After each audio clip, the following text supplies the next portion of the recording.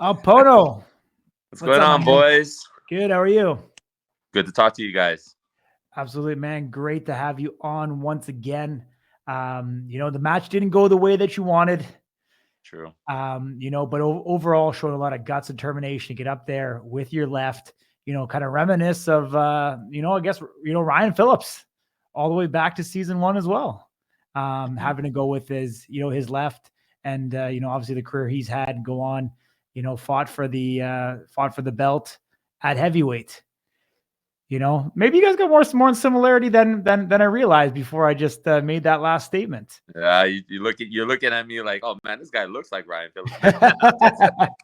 No, No. Come no, on, man. Come on. no, yeah, no. But you're right though. I mean, it similarities are there, Yeah.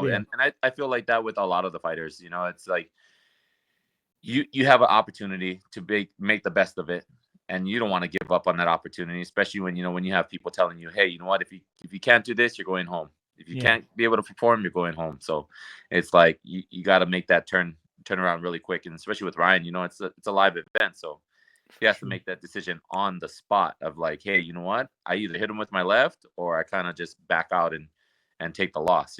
Yeah. I mean, you can plead the fifth on this one, but you watch the fight to follow. You see Darren Godfrey elect not to continue. What do you think in that moment? So just from watching it back, I can already tell that, like, I mean, it's a very hard lean. His head is all the way down, so you're kind of hitting the crest of the head. It's a hard position for anything. You have small bones in the hand, small bones in the wrist. So at any point in time, that could really, damage everything there.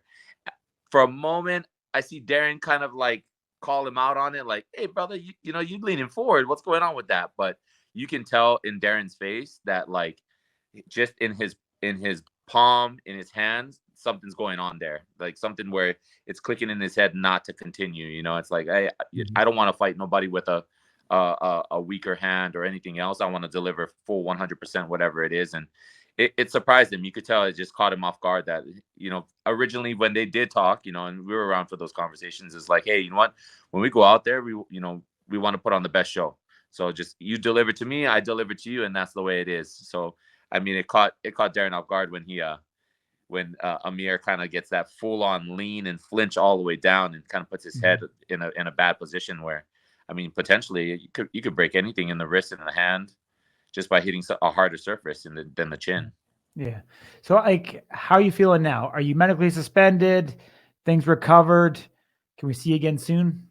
Yeah, yeah. So the hand's doing a lot better. Went through the whole entire physical therapy. Didn't have to do any surgery. So right now it's kind of just continuing on with the physical therapy of the hand. Probably got like another month or so before it's like finally cleared. The bone is healed up completely. So there's no probably like I would say 3 weeks, 4 weeks ago, a month. We went to go and check it, and there was still some remnants of like a hairline fracture that was still there that we kind of got to let time heal it. Doing the proper procedure, well, just the proper training and try to make sure I just keep it safe for now. I'm a hard-headed person, so I'm still out there swinging the right hand, and you see it in a lot of like my videos and that I post on the Instagram. It's more of like I still got to train it. I still got to be able to keep it, sharp, and I feel like it's going to be a powerhouse when it comes down to the next event or the next challenge. Yeah. Dana said the rankings are going to be updated here in the next week or so. Where do you think you debut in the heavyweight division? For ranking wise, Yeah. Yeah. you know what? To be honest, just from my fight with Jenkins and then this fight with James, I would love to say that I'm up there and ranked on the 1 through 10, but I think I still fall short of that, and I'll probably be on the lower end, and I'll probably have to bring in another fight or so to just kind of bring that up and even get onto the rankings. I don't want to give myself a, hey, you know what, I'm at that point where I deserved ranking. I Mhm. should be more of like humble that all these things have happened, and then kind of sit at the bottom and work my way back up. Yeah. I hear you, man. I mean, very realistic, good answer from you. One last one for me, bigger than the sport. You talked about this platform, you getting on TV, you know, hoping that your daughter would reach out to you. Has it Yeah. happened? No, it hasn't happened yet. So we've got a little bit closer, finding more information about where my daughter is and everything else, and yeah, the original feeling of like not having her by my side, it's been killing me. So, getting on the show and using the platform was for that specifically. It's like I needed a way to be able to reach out to her. And this was probably the best way or the only way that I would ever have that chance. Me and my previous relationship, we didn't have any, connection since my daughter was 3 years old. And a lot of it has to do for, on my end, making bad decisions and being a bad person. And I wish I would have stuck it out. I was really young, and I still had that young boy type of mentality where I was like I didn't really put all my love and faith into my family, and for a while it just kind of hurt me. I would sit there and try to think about like what are the steps, what do I need to do, how do I figure out how to get some kind of contact from my daughter, or even just kind of being able to fight the custody battles or do whatever it is to get into that sense. But it's rough, especially when you're young. You don't know what to do, and and then I'm hard headed, so I don't ask for advice from anybody or help from anybody, and I'm just trying to figure it out on my own. I wish I wish I knew what I knew now back then, because then I would have made the necessary steps to be able to try to fix everything that happened. For sure. I mean, the shows, that just came out, an hour ago. So maybe there'll be a mutual friend or someone that knows both of you that might be able to kind of get you some more information. So it's definitely not over yet. I know you got a big career ahead of you. I'm going to swing it over to Ding, get a couple more questions before we let you go. Thanks, sir. Pono, I'm just curious. We asked this question to your brother a few weeks ago. Apparently, many of the fans didn't even know you guys were brothers. So, but what was it like being in the house? Obviously, you didn't have any significant problems of your own. Obviously, we saw a couple of moments where you kind of had to get serious. But your brother gets into a full blown scuffle. You watch a guy try to kick him in the head. I remember at that moment, that's when you got involved. I questioned the first time, and I didn't mean any offense or anything like that. I know the Chief can take care of himself. He's an MMA fighter, but I was just like, I can only imagine as a brother what that was like to witness. And then you see this guy try to kick him in his head. Like, what's going through your mind? What was that experience like for you? You're his older brother? Yes. Yeah. Yeah. So you're a big brother, and you're watching your younger brother, handle himself. But then a moment like that where really, some serious damage could have been done had he connected with that kick. Talk to us a little bit about what that felt like for you. Yeah. So I mean, I have full confidence in my brother. He's been in a lot of like scuffles and fights throughout his whole entire life, and he was able to take it to a professional level where being in the MMA world and being able to compete in so many different events. So in the back of my mind, I don't doubt his skill set or anything else. I mean, I know he can defend himself the best way he can, and I could already tell that there was gonna be some stuff like that happening in the house. Just him coming in, he's really trying to make a statement in the middleweight division. He wants to put his name out there. He wants to be able to show everybody what he's got, and I had no doubt in him whatsoever. And that's kind of like why you don't see me in the very beginning, because I'm just trying to I'm just getting off of that win from Jinx. I'm trying to settle down and try to make sure that I got my mind on right, and we do have a little moment where we kind of go out and we have a little bit of fun, and immediately right after that, new people come into the house, and then here comes my brother, and it's like, okay, well, we don't even get to greet him the right way just because of like the James Stone year and the Brandon Rhodes thing going on at that moment, and then it's like everybody calls me Papa Pono in the house, so it's like I'm the father like figure, just trying to stop this, don't do that, come on, think guys, use your head, and it's like, and then it gets to me where now it's like, okay, well, nobody's really listening. I gotta exert my voice a little bit more. I gotta show a little bit more of authority, just so that way people just get back into line and just check yourself. At the end of the day, this is an opportunity for you guys to grow. It's like, you guys don't want to waste this moment right here just on little things like this. It's like you gotta have a bigger picture in your mind for the future ahead. And at that moment, my brother comes in there, and I know how he is. He's very exciting. He brings life to the show. So immediately there, Brandon Kerr exchanges some words. He says some things. My brother, he's not going to be quiet. He's going to exchange words right back. He likes to fire right back at it. And he's really confident in himself. So I knew already that it was going down that path of like, they're going to have that scuffle and that beef sooner or later. It's going to happen. And it's fine when, when it's controlled. But at that moment, you could already tell, I looking back at it, I made a bad decision, right, too, right? Because right after, I'm like, you know what? That's my brother 100%. I jump in there and, I kind of give a kick to Kerr.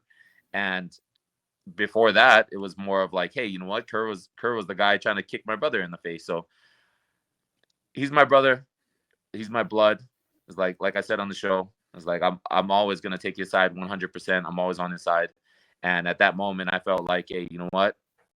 It's like, no matter what it is, even if my brother could take care of himself, I'm still going to jump in there and try to help out. And it's like, it's an unfair fight at that moment. People are jumping on him. They're grabbing on him. If you notice, I don't really grab him because I know already, it's the worst thing you could ever do to a fighter is try to grab him and hold him down and try to pin him away from what he's doing, just because the fact that you never know what the other person's about to do, or even if he's being held down. That that prime example, getting kicked in the face or somebody trying to kick him in the face.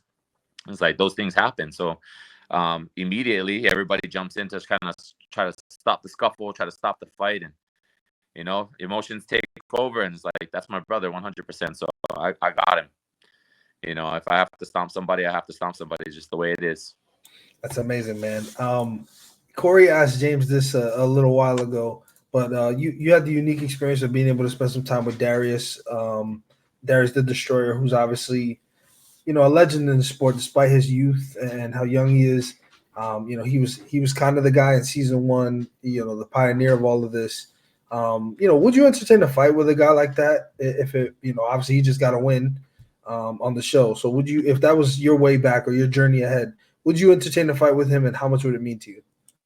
Yeah, of course. I mean, Darius is a veteran in the sport. You can't put it past him. He's been in multiple fights, so it would be an honor, to fight somebody with that type of name. So I'm definitely interested in it, and I take that with anybody.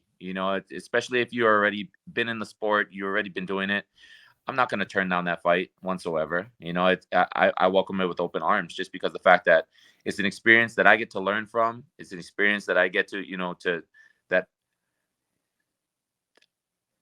a year ago, I was just the guy living in Hawaii, just kind of chilling out and doing my own thing, and it's like, and now looking at me now, it's like, I saw people on Power Slap and I was like, man, I wish I was there, So it's like, now this opportunity to be on the show and to be able to do this is like, it's an eye opener for me, and when I go against people like, the bigger names, like even like, I get to compete next to James Stonier. He's got a solid name in the sport, and he does amazing with his slaps. And it's like, you get to run into people like that. Allen, right? The Superman. It's like, these are people that have already been doing it and that, kind of like pioneering the sport and kind of growing the sport. So it's like, it's an honor for me to share the stage and the show and everything with them, So I would always entertain the fact of like going against Darius, just because the fact that he's he's a veteran in the sport. I would never turn it down. And the final one for me, obviously, we see, on social media, you post consistently, very motivational, inspiring stuff. Is that something that you sort of decided to do as this all unfolded and you were given this platform, or is that something that you've always done? So it's not something that I've always done, but over time, kind of going through all of my experiences, I've learned that, self-talk is huge. You have to do that with yourself every single time. So the videos that you guys are seeing now, I originally come from like the whole casino background. I don't want to go too deep into that because, we want to talk about power slap, but the casino background, and you have to kind of live disciplined when you're doing all those things. If you want to continue to walk away as a winner every single time from the table, you have to have a regiment. You have to be routines. You have to be disciplined in your craft, and I kind of carry that into this. It's more of like, when I speak motivational things like that, it's because I'm going through things in my life, and I know that when I'm speaking to the camera and I'm saying all those things, that's something that I would want to hear from somebody out there in the world, like looking from my perspective, just being, going through issues and problems just like anybody else. And I felt like it would just be a big thing for other people too. It's like, not to just, I'm always going to be the person who I am, I'm loving everybody. I care for everybody. I want to make sure everybody's doing good. I try to be as helpful as possible.